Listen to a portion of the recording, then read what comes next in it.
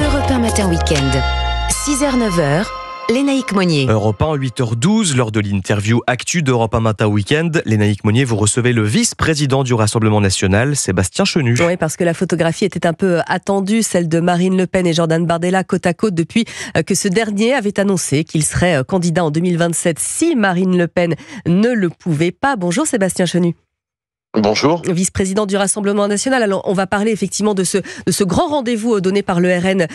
C'était avant-hier, 1er mai, du côté de Narbonne. Mais avant cela, je voudrais votre réaction sur ce qui s'est passé hier à Drancy. Des forces de l'ordre qui interviennent pour des rodéos urbains, insultés, ciblés par des jets de projectiles. Un agent a été blessé au dos en chutant. Les policiers ont dû tirer sur 3 individus. Les policiers ne peuvent plus exercer leur métier convenablement, Sébastien Chenu, aujourd'hui. Oui, ce qui s'est passé, c'est tristement ce à quoi nous refusons d'ailleurs de nous habituer, c'est-à-dire cet ensauvagement de la société. Moi, je veux d'abord adresser un message de soutien aux forces de l'ordre qui sont malmenées, qu'elles soient à Drancy ou partout dans le pays, sont souvent malmenées, souvent insultées, alors même que une grande majorité d'ailleurs de la population soutient sa police.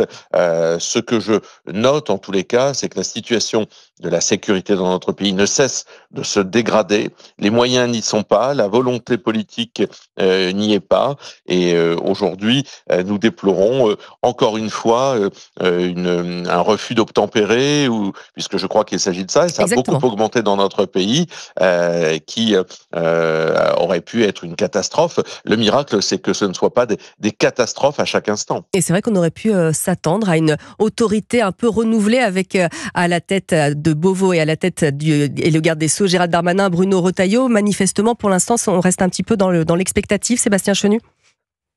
Oui, moi c'est ce que je constate en écoutant et en voyant faire Bruno Retailleau, qui est en échec sur beaucoup de choses. D'abord en échec massif sur les politiques migratoires, en échec sur les OQTF, sur la fameuse riposte graduée face à l'Algérie, tout ça a disparu, sur les sorties voilées, sur l'aide médicale d'État, sur les refus d'obtempérer, comme je le disais, qui sont en hausse importante dans notre pays. Bruno Retailleau, à qui je veux bien donner le crédit d'avoir des convictions, est prisonnier d'un gouvernement qui ne lui donnera jamais les moyens ni la possibilité d'aller très loin parce que c'est contraire à leur philosophie, parce que ça ne va pas dans ce sens-là. Donc aujourd'hui, la situation est au point mort. Bruno Retailleau peut faire des moulinets, Bruno Retailleau peut parler fort. La réalité, c'est que la situation de la sécurité dans notre pays se dégrade chaque jour davantage. Et voilà un thème probablement en vue de la présidentielle de 2027. On va donc revenir à ce grand meeting que vous avez donné au RN. C'était à Narbonne mardi, le 1er mai, avec la photo qu'on attendait, Marine Le Pen, Jordan Bardella. Vous espériez quoi d'ailleurs en premier lieu de ce rassemblement ? Où il y avait du monde. D'abord, c'était un rassemblement pour parler du travail, au milieu de 8000 militants et sympathisants à Narbonne, dans l'Aude, là où nous avons gagné les 3 circonscriptions avec nos 3 députés, Rancoul, Barthès et Frédéric Falcon, député de Narbonne. C'était d'abord pour parler et valoriser le travail. Nous sommes les derniers, je crois, aujourd'hui à défendre la valeur du travail, que ce soit la productivité ou la réindustrialisation du pays. Il n'y a que le Rassemblement national, finalement, qui parle de la France du travail, des travailleurs. Les autres ont abîmer le pays en ce domaine-là. Et puis, c'était effectivement une démonstration de force. Nous sommes le premier parti de France. Nous n'avons jamais été autant d'adhérents dans notre parti. Et je pense que nous avions envie de cette réunion de famille. Et c'était l'occasion également aussi de voir Marine Le Pen et Jordan Bardella de nouveau réunis sur la scène. C'est vrai qu'on s'était demandé un peu comment Marine Le Pen avait pris cette annonce de Jordan Bardella, qui était pas vraiment, qui était un secret de polichinelle, évidemment, d'aller à la présidentielle si elle en était empêchée par la justice. Comment elle l'avait perçue, cette annonce, Marine Le Pen ? Elle l'avait d'autant bien perçu qu'elle l'avait validé, évidemment, et que tout ça s'était fait de concert avec elle, parce que Marine Le Pen, c'est notre candidate naturelle, évidente, logique pour l'élection présidentielle. Donc, sur ça, il n'y a pas de mystère. Nous sommes clairs vis-à-vis des Français. Maintenant, si demain, Marine Le Pen devait être empêchée, si son sort devait être empêché par une décision politique, une décision d'une justice qui devienne devienne une décision politique, alors nos idées seraient représentées par Jordan Bardella. C'est assez logique. Et là-dessus, nous, on est clair vis-à-vis des Français. Il n'y a pas de mystère. On a une candidate naturelle, évidente, logique, c'est Marine Le Pen. Mais si nos idées, si elle était entravée, nos idées seraient portées par le président de notre parti. Alors ça veut dire, Sébastien Chenu, que ça y est, tout le monde est revenu à sa place en attendant que justice passe? C'est l'ordre naturel des choses. Jordan Bardella se prépare pour être Premier ministre, Marine Le Pen pour être présidente de la République. Mais comme nos idées nous dépassent et comme elles sont portées par des millions de Français, si demain nous avions cette difficulté et cette décision politique qui empêche Marine Le Pen, eh bien Jordan porterait nos idées politiques parce qu'il est aujourd'hui le président du premier parti de France, le Rassemblement national. Alors vous l'évoquiez il y a un instant, Sébastien Chenu, 1er mai, jour de la fête du travail, jour de la fête des travailleurs.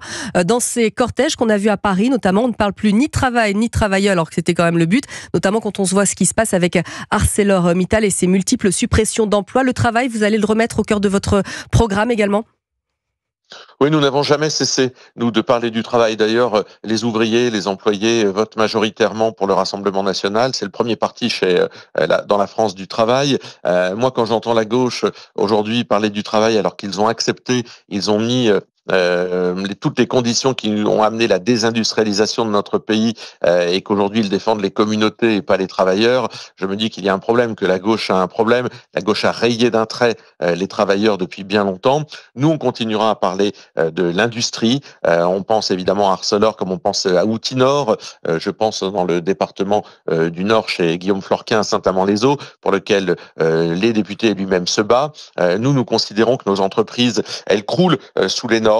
Elle croule sous le prix d'une énergie qui est bien trop chère, et quand vous ne maîtrisez ni le prix de votre énergie ni votre immigration dans un pays, alors vous ne pouvez pas réindustrialiser votre pays. Et nous, le but de la réindustrialisation de la France, c'est un but prioritaire. Alors de travail, il n'en était pas tellement question non plus lors du cortège parisien du 1er mai. Ça a été agité dans un autre style avec le Parti socialiste pris à partie, le député Jérôme Guedj notamment, pris à partie par l'extrême gauche. Sébastien Chenu, est-ce que le PS a été naïf depuis le début en s'associant notamment à l'extrême gauche, à la France insoumise notamment?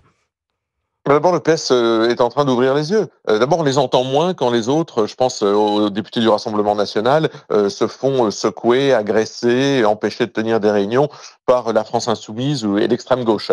Là, on les entend pas dans ces cas-là. Là, on les entend parce qu'ils deviennent eux-mêmes les victimes de leurs propres amis. Mais vous savez, la révolution mange ses enfants. Et ce qu'ils sont en train de subir, c'est ce que subissent tous ceux qui ont touché de trop près une extrême gauche violente, antisémite, et qui se sont amusés à s'allier avec elle. Ils les ont fait élire avec la complicité d'ailleurs de Gabriel Attal qui appelait à voter pour l'extrême gauche lors des dernières élections législatives. Ils sont en train de s'apercevoir que leurs alliés d'hier sont des monstres, que leurs alliés d'hier sont des antisémites, que leurs alliés d'hier sont des gens qui ne sont pas dans l'espace républicain, et qu'ils sortent aujourd'hui ou qu'ils attaquent un député socialiste, Jérôme Guedj, parce qu'il est juif, en dit long, en dit très long de ce qu'est la France insoumise, de ce qu'elle abrite en son sein. Et on verra effectivement, puisqu'il y a des échéances électorales, notamment municipales, dans les prochains mois. Les municipales, c'est en 2026, voir si ces alliances reviennent ou pas. Merci Sébastien Chenu de votre intervention ce matin sur Europe 1, vice-président du Rassemblement national.